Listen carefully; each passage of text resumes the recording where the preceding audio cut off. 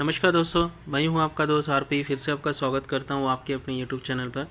और आज हम बात करने वाले आरबीएल बैंक के बारे में, जहां पर ज़बरदस्त एक भूचाल सा आ चुका है एंड स्टॉक ऑलमोस्ट 23% गिरावट के साथ मतलब मॉर्निंग ट्रेंड कर रहा था। हालांकि अभी कुछ गिरावट कम होती हुई लग रही है, 13% की गिरावट अभी भी बची है, ठीक है। लेकिन एक अच्छी बात है, मतलब अपने लोअर 23% की गिरावट के बाद अभी ऑलमोस्ट ये 12% गिरावट के साथ ट्रेंड कर रहा है, यानी 10% की जो ज़्यादा गिरावट ऑब्ज़र्व हो चुकी है ऑलरेडी। तो देखिए कारण काफ़ी है, खासकर आरबीआई के द्वारा आरबीएल पर एक अपडेट आया जिसके कारण ये ज़बरदस्त गिरावट हमें देखने को मिल रही है। एंड ओवरऑल अगर इसका रिटर्न भी हम देखेंगे, एक साल का अगर मैं रिटर्न रखूँगा आरबीएल का, विच लुक्स वेरी बेरिश, मतलब 34% की गिरावट हमें आरबीएल में देखने को मिली है। कोई प्रॉफिट नहीं हुआ इन्वेस्टर्स को।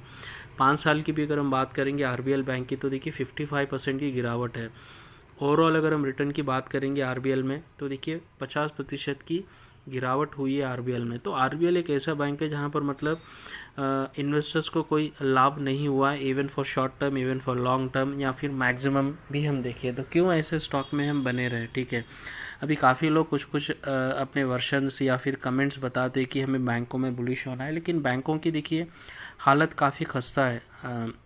हाई एनपीए बढ़ रहे हैं एंड जो मार्केट में अभी स्टॉक मार्केट में देखिए जो गेयर शिफ्ट हुआ है from banking basket to chemicals, IT, या फिर इवन मैनी जो मैन्युफैक्चरिंग कंपनीज है उनके जो स्टॉक्स है, या फिर ऑनलाइन प्रेजेंस के जो स्टॉक्स है, या फार्मा है, ये बास्केट तो मतलब ऑलवेज अच्छा कर रहा है। और जो फाइनेंस में बुलिश है, इवन सम एनालिस्ट आप देखिए उनकी कमेंट्री भी अभी चेंज हो रही है। तो काफ़ी लोग फाइनेंस से भी दूरी बना कर रख रहे हैं बैंक, खासकर बैंक रिलेटेड स्टॉक्स में। तो यहाँ पर आप इसकी रिटर्न्स में भी आपको देखने को मिला है। तो चलिए जानकारी क्या है वो हम देखते हैं अभी।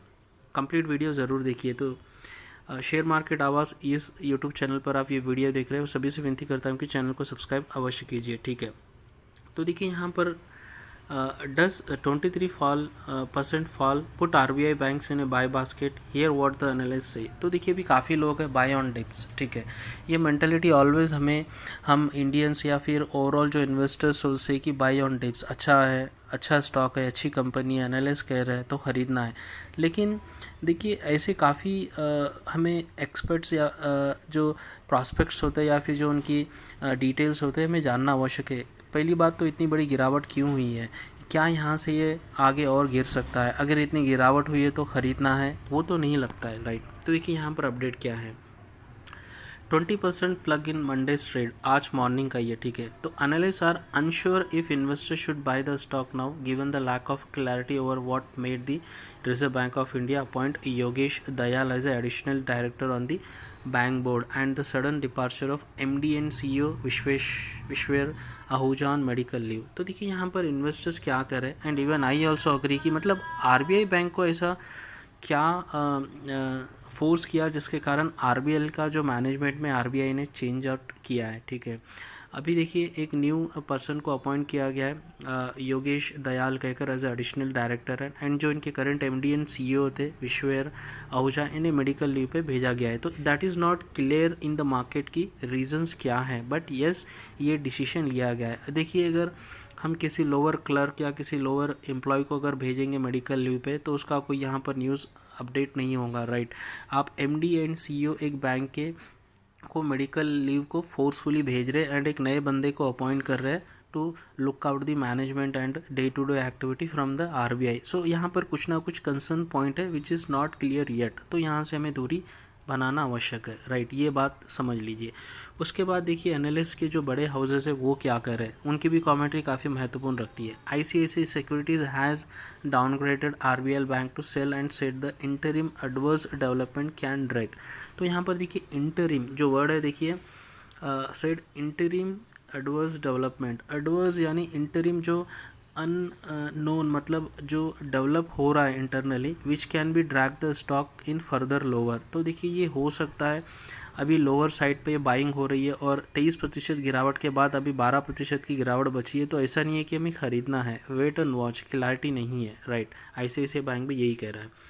उसके बाद देखिए और एक बड़ा बैंक है कोटक सिक्योरिटीज़ जो नॉर्मली अपने आंकड़े प्रस्तुत करता है ऐसे केसेस में। Kotak said the reason for RBI nomination to bank has not always been confined to concern on asset quality और लिक्विडिटी। ठीक है, तो यहाँ पर क्या हो रहा है देखिए, liquidity in the past few years we have seen this in Yes Bank, Jammu Kashmir Bank, Ujjivan, Lakshmi Vilas Bank and now with the RBI. तो कोटक कह रहा है कि ऐसे स्टेप्स पास्ट आरबीआई द्वारा लिए गए थे काफ़ी ऐसे बैंक्स में, जैसे यहाँ पर बैंक्स के नेम मेंशन है, इधर ऑन क्वालिटी फ्रंट या फिर liquidity front issue based on that. यहाँ ऐसे पिछले टाइम भी ऐसे इशू या स्टेप्स लिए गए थे आरबीआई के द्वारा वेरियस बैंक। ठीक है, तो ये कहना देखिए, तो येस बैंक का हाल आपको क्या है, किस तरह मतलब वो ट्रेंड कर रहा है।